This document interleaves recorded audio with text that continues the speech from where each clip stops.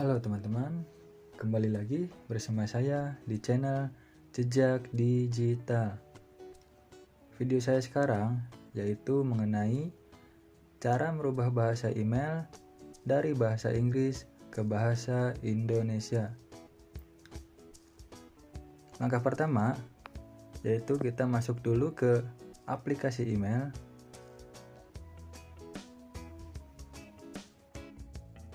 Lalu kita masuk ke salah satu pesan email kita.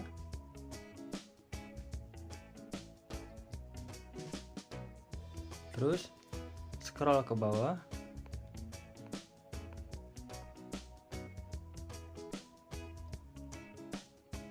Lalu pilih email option.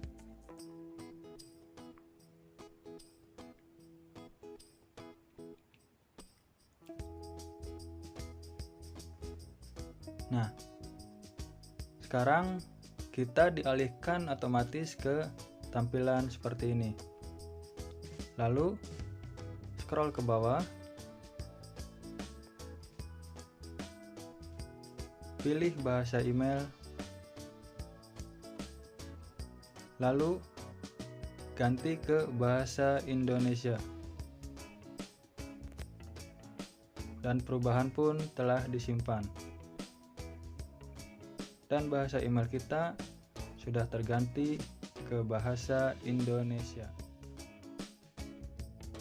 Nah, seperti itulah cara merubah bahasa email dari bahasa Inggris ke bahasa Indonesia. Mudah bukan? Bye-bye.